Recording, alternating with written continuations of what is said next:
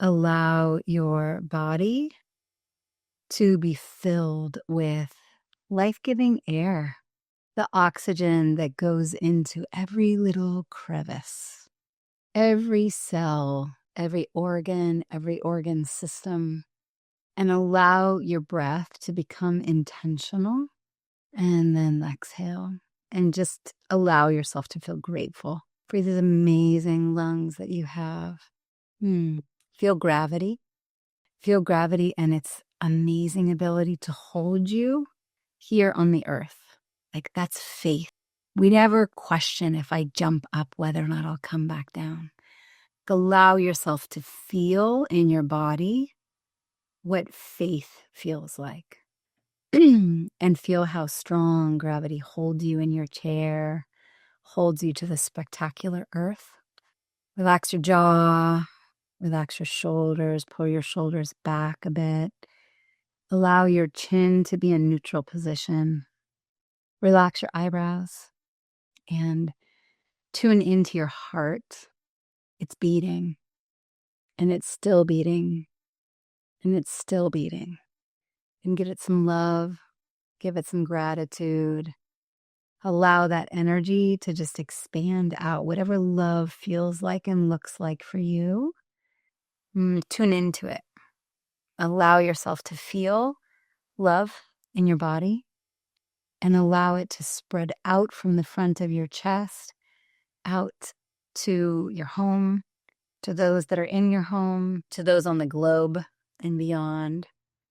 And then feel into the back of your chest, the back part of your heart between your scapula, and feel the hands on your back, the hands of the women that have gone before us, and their hands on your back, and other women's hands on their backs and their backs. Your mothers, your grandmothers, your great-grandmothers, your aunties, your great-aunties, all of the ancestors that have gone before us and walked this earth, and they are all there with their hands on your back, offering love and support and lessons. Girl, we got you. Whether you know it or not, whether you know us or not, we are here at your back to support you and love you and cheer you on and just feel that. It does not mean we need to do it the way that they did. Welcome to 2025. But we do get to receive their support and their lessons. And allow yourself to feel this spectacular body, this clump of mass, this meat suit that's here in the earth school, feeling and learning and interacting with other humans and wanting to grow and love and make love and cast vision and create beautiful life and more exponential life. But also allow yourself to feel the grander part. You know, we have like a fragment of who we are that's here in this current meat suit. And I got to participate in a guided call earlier today, and it was so spectacular to be invited to feel and embody the divine, the plan, so to speak, and to feel the expansiveness of all that we are so far beyond this meat suit. It's light, and it is a high, fast frequency. And we have access to all parts of that at any point while we're here living our human experience, human being, not human doing. And just allow ourselves to feel this body, be grateful for it. Feel the support at our backs of the women across all countries and all timelines that have gone before us. And put your hand on your heart and your hand on your womb space and honor her. Honor every day that you've lived, every choice that you've made, everything that has happened to you and for you and by you, because it has made you who you are in this moment. And she is spectacular. And allow yourself to cast vision into the broader impact, the broader scope of who she's becoming. That light, vibrant, healthy, confident, worthy, expanded, connected, joy-filled, loving version of you that can also access all the parts out in the cosmos and wherever they are in the light realm.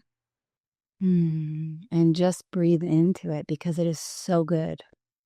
It is so divine. And every moment has equipped us to be me right now. And so ask yourself the question, what do I long for? What do I want? What do I desire to be, to do, to have? Like here we are, we're showing up deeply and profoundly and lovingly. And we get to ask ourselves, what does my soul most long for? So when you're in deep presence and engaging and contributing to those that you love and not just playing an observing role, but actually engaging and knowing that your perspective adds value and giving yourself grace to be this dynamic woman who sometimes is in productivity and sometimes is in rest and is sometimes in self-observation and sometimes in contribution. When you're really honoring that flow for yourself, I am also imagining it feels more confident, it feels more worthy. What is my contribution out in the world? What do I want to do now that I'm approaching being an empty nester? It's not about what am I going to do. It's who am I going to be, knowing that that being is what is the contribution, and healing yourself so that you're healing all the others, and in love and authenticity and loving your body and whole and divine. What's on the other side of that? What changes? What does it provide? Man, there was a day a few weeks ago, Michael and I, all the kids were up at camp, and Michael and I went over to Gary Zukov's. We were over at Gary Zukov's, and we were out. The kids were in the pool for this time, and we were out at his table, and he started getting really impatient with me and Michael. You know, we have this relationship where he's got a military background. He's 84, and he just wants to shake us. Like, no, stop getting in your human. You're so much more than that. There is no you versus me. There is no now versus yesterday versus tomorrow. Like, it's all of it. We have this same privilege every moment to be able to recognize, am I coming from fearful parts of my personality or am I coming from loving parts? And noticing in my energy processing centers, in my chakras, sensations that don't feel good. It's evidence. My body is giving me evidence that I'm coming from fearful parts. Judgment, scarcity, comparison, fear, sadness, hatred, anger. And it doesn't mean we're not going to. We're human. But we have this esteemed privilege every moment to what he calls cultivate authentic power, where I get to feel and take note of what are the sensations in my body. That sensation when I feel the heat in like right above my belly button up to my rib cage in the center. It's simply evidence that some part of me is coming from fearful parts of my personality in his vernacular. Inserting my intention to bring myself to the loving parts. Bring myself to the moments in time where I felt loved and safe and connected and healed and authentic and whole and divine. The moments when I felt like I was giving myself grace and I knew my value and I was comfortable and worthy and confident. Like we get to bring ourselves with volition and intention to that moment in time, 5 years ago, 10 years ago, 20 years ago, at birth, in the womb, a past lifetime, wherever it is. We get to go through the Rolodex and find it What does that feel like? And then act from that. So of course we're honoring and acknowledging the body sensations when we're coming from fearful parts. But what I hear from him is no matter if we're acting from fear, acting from love, both have consequences. And the consequences of acting from fear are always painful.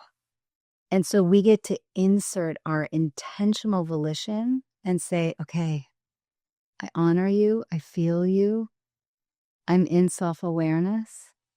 And I am going to actively choose to act from the loving parts, because those are the consequences that I actually want. Those are the relationships that I want to have. That's the kind of impact I want to have on the globe. That's how I want to feel. That's how I'm going to attract abundance and manifestation and all of the, yeah. We can also bring in physiology, like I started my moon today and it's a kind of heavy bleed. And to know that the symptoms are also messengers. And then in the context of this program, go, oh yeah, I started on estrogen last month. My mind's like, oh yeah, I built up more of my endometrial lining. So this menstrual cycle might be more painful. And I haven't started on the progesterone yet. So next month I'll do the progesterone to balance it out. But also my womb, I know, is my place of my creativity. And I've made some really big decisions this week in regard to how I run my business and what the next 3 to 5 years are going to look like, which is confronting my creativity. It's expanding my creativity. It's confronting my ability to create and bringing in new support and recalibrating the team and to go, right, our body is a messenger. Is it that we need more iron or B vitamins or to tweak hormones and drink more water and get the mold out of our bodies and move our bodies more intentionally? I'm not someone who necessarily desires to circulate money to buy Louis Vuitton and a Lamborghini. It doesn't necessarily offer me personally more freedom right now in my life. But, to book a couple side-by-side massage and hire a house cleaner and go take my family on a 2-week trip to Hawaii. It's circulation of time, it's circulation of money, it's circulation of intention, it's circulation of love. And for me, it creates the kind of freedom that I'm longing for, the kind of freedom in my body, in my health, in my spirit. I also know that when I'm making those choices to circulate time and energy and intention and money, it's bringing more of it back. It's an announcement, so to speak, to the universe. In this process of what can I up level, does it offer more freedom?